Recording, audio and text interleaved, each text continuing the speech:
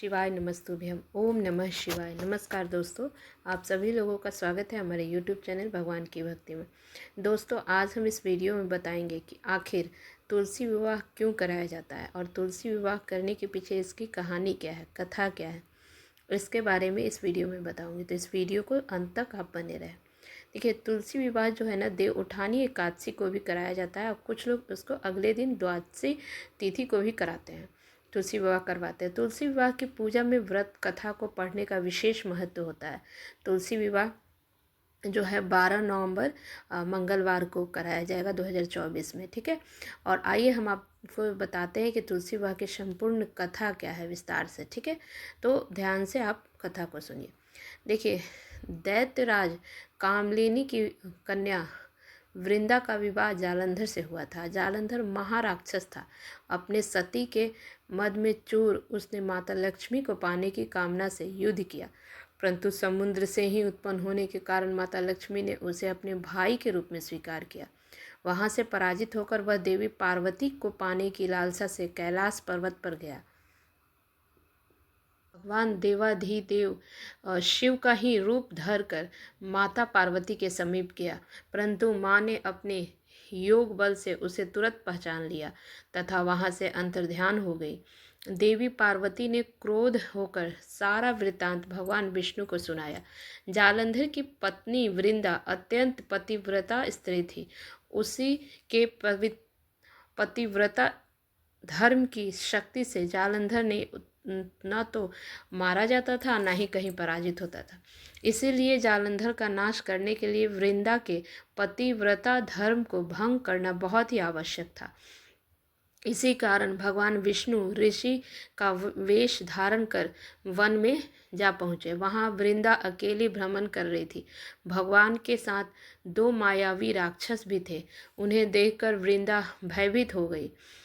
ऋषि ने वृंदा के सामने पल में दोनों को भस्म कर दिया।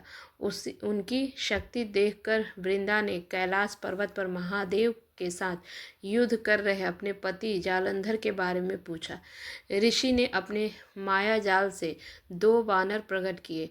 एक वानर के हाथ में जालंधर का सिर था और तथा दूसरे के हाथ में धड़ था। अपने पति की यह दशा देखकर वृंदा मूर्छित हो गई। होश में आने पर उन्होंने ऋषि रूपी भगवान से विनती की कि वह उसके पति को जीवित करे। भगवान ने अपनी माया से पुनः जालंधर का सिर धड़ से जोड़ दिया और स्वयं भी वह उसी शरीर में प्रवेश कर गए। वृंदा को इस छल का तनिक भी आभास न हुआ। जालंधर उन्हें भगवान के साथ वृंदा पति व्रता का व्यवहार करने लगी, जिससे उसका सतीत्व भंग हो गया। ऐसा होते ही वृंदा का पति जालंधर युद्ध में हार गया। इस सारी लीला का जब वृंदा को पता चला तो उसने क्रोध में आकर भगवान विष्णु को हृदयहीन शिला होने का श्राप दे दिया। अपने भक्त के शाप को भगवान विष्णु ने स्वीकार किया और शालिग्राम पत्थर बन गए। सृष्टि के पालनकर्ता के पत्थर बन जाने से ब्रह्मांड में असंतुलन की स्थिति हो गई। यह देखकर सभी देवी देवताओं ने वृंदा से प्रार्थना की कि वह भगवान विष्णु को शाप मुक्त कर दे। तब वृंदा ने भगवान विष्णु को शाप मुक्त कर स्वयं आत्म दाह कर लिया।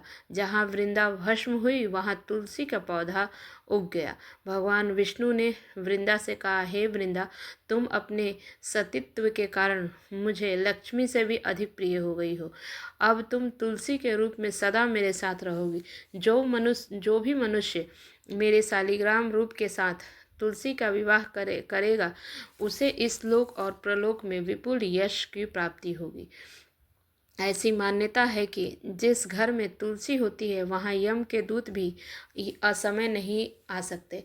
मृत्यु के समय जिसके प्राण मंजरी रहित तुलसी और गंगा जल मुख में रखकर निगल जाते हैं, वह पापों से मुक्त होकर बैकुंठ धाम को प्राप्त होते हैं।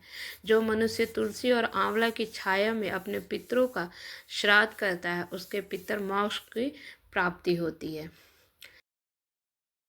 इस इस तरह से देवउठानी एकादशी के दिन तुलसी विवाह कराया जाता है। हिंदू धर्म में इस दिन का बहुत ही अधिक महत्व होता है। धार्मिक मान्यताओं के अनुसार भगवान शालिग्राम और माता तुलसी का विवाह करने से वैवाहिक जीवन सुखमय हो जाता है। और इस दिन पावन दिन जो होता है, विधि विधान से पूजा अर्चना करना चाहिए और व्रत रखना चाहिए। और आपको बता दें कि इस दिन अच्छे से पूजा करने और विधि विधान के साथ आप तुलसी विवाह अगर करते हैं ना, तो आपके जीवन की जितनी भी अगर समस्याएं हैं वो सब दूर हो जाती है। तो आप शालिग्राम और माता तुलसी के विवाह का विधि विधान से पूजा अर्चना कीजिए और अच्छे से माता रानी को सजाकर और शालिग्राम को अच्छे से विराजमान करके विवाह कराने से आपकी जितनी भी आज तक जो भी मनोकामना पूर्ण नहीं हुई है वो पूर्ण हो जाती है। तो इस तरह से आप ज़रूर कीजिए पूजा अर्चना। बहुत बहुत धन्यवाद।